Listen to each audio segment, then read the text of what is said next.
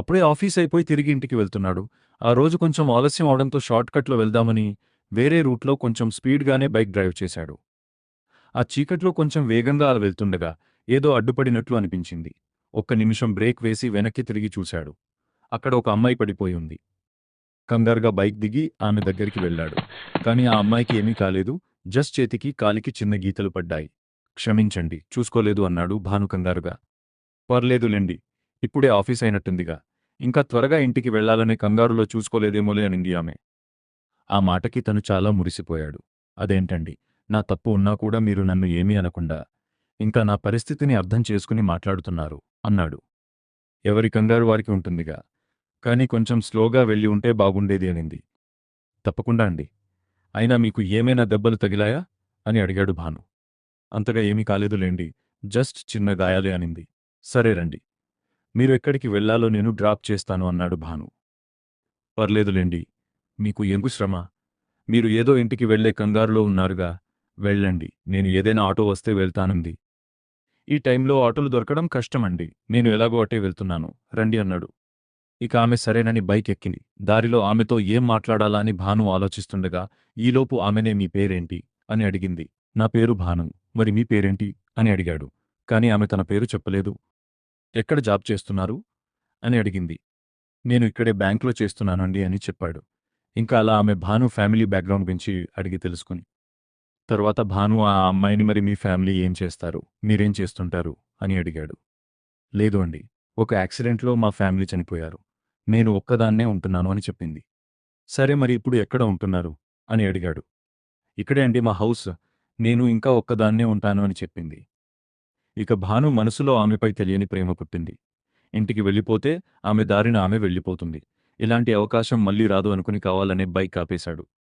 ఏమైంది అండి అని అడిగింది ఆ అమ్మాయి. అదే తెలియట్లేదు అండి. బైక్ సడెన్‌గా ఆగిపోయింది అన్నాడు. అవునా? మరి ఇప్పుడు ఎలా? ఈ టైంలో ఆటోలు కూడా రానింది ఆమె. చూద్దామండి. కాసేపు కూర్చోండి. ఎంతసేపు నిల్చుంటారు? ఏదైనా వెహికల్ వస్తే వెళ్దాంలే అన్నాడు. సరేనే ఆమె కూర్చుంది. ఇంకా అలా ఇద్దరూ వాళ్ళ గురించి మాట్లాడుకుంటూ ఉంటారు. అప్పుడు భాను సడెన్‌గా ఐ లవ్ యూ అంటాడు. ఇదేంటి? మనం కలిసిందే ఇప్పుడే ఇష్టమని ఎలా అంటారు? అని అడిగింది ఆశ్చర్యంగా. నిన్ను చూసినప్పుడు ఎందుకో తెలియని ఫీలొచ్చింది. నీ గురించి, నీ ఫ్యామిలీ గురించి విన్నాక ఎందుకో నీకు నేను సపోర్ట్‌గా ఉండాలి అనిపించింది. ఇంకా ఇంతకన్నా మంచి సిట్యుయేషన్ దొరకదు అని చెప్తున్నాను అంటాడు. అందుకేనా బైక్ కావాలని ఆపారు? అని అడిగింది. హా! అవును. అన్నట్టుగానే నవ్వాడు భాను. సరేలెండి. పదండి చూద్దామని ఆమె కూడా నవ్వింది. ఇక ఆమె ఒప్పుకుంది అన్న సంతోషంలో భాను బైక్ స్టార్ట్ చేశాడు. అలా ఆనందంతో వెళ్తుండగా సడెన్‌గా ఒక లారీ వచ్చి బలంగా ఢీకొట్టింది. చుట్టూ చీకటి, అంతా మసకగా కనిపిస్తోంది. కాసేపటికి కళ్ళు తెరిచి చూడగానే తను హాస్పిటల్లో ఉన్నాడు. రాత్రి జరిగిన విషయమంతా గుర్తు తెచ్చుకున్నాడు. ఇక అటు ఇటు వెతుకుతున్నాడు ఆ అమ్మాయి కోసం. పక్కన ఒక వార్డ్ బాయ్ ఉంటే పిలిచి అడిగాడు. నేను ఇక్కడికి ఎలా వచ్చాను అని. ఎవరో లారీ డ్రైవర్ మిమ్మల్ని తీసుకొచ్చి జాయిన్ చేశారు. మీరు రక్తంతో పడి ఉన్నారంట అని చెప్పాడు. మరి నా పక్కన ఉన్న ఆ అమ్మాయి ఏది అని అడిగాడు. ఎవరు సార్ అన్నాడు ఆ వార్డ్ బాయ్ ఆశ్చర్యంగా. ఏం లేదులే. ఆ లారీ డ్రైవర్ ఎక్కడా అని అడిగాడు. బయట ఉన్నాడు వెళ్ళండి అన్నాడు వార్డ్ బాయ్.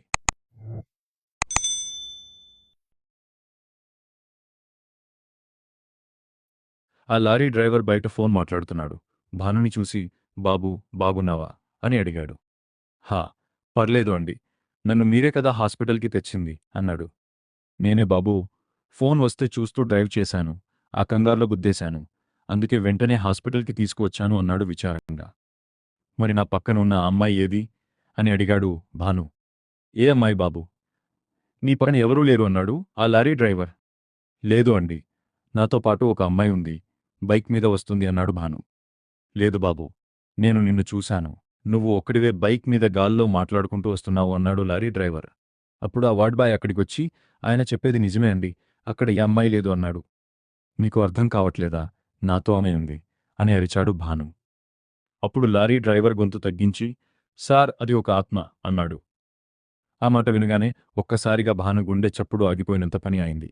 ఆత్మ అని అడిగాడు షాక్‌లో. అవును సార్. అక్కడ చాలా యాక్సిడెంట్ కేసులు అయ్యాయి. కానీ అందరూ బతికి బయటపడ్డారు. ఆ ఆత్మే వాళ్ళని కాపాడుతుంది అని ఇక్కడ వాడుక అన్నాడు. ఏంటి నువ్వు చెప్పేది? అని అడిగాడు భాను నమ్మలేనట్లుగా. అవును సార్. ఆ అమ్మాయి ఒకప్పుడు ఇక్కడే నర్స్‌గా చేసేది.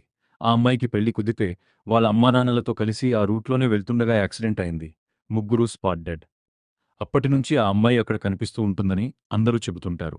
అక్కడ యాక్సిడెంట్ అయిన వాళ్ళందరూ ఈ హాస్పిటల్‌కే వచ్చి ఆ అమ్మాయి గురించి అడుగుతుంటారు అని చెప్పాడు.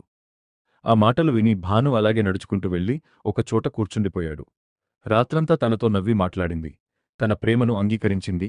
ఒక ఆత్మ అని తెలిసి ఆ జ్ఞాపకాలను ఊహించుకుంటూ శూన్యంలోకి చూస్తూ ఉండిపోయాడు.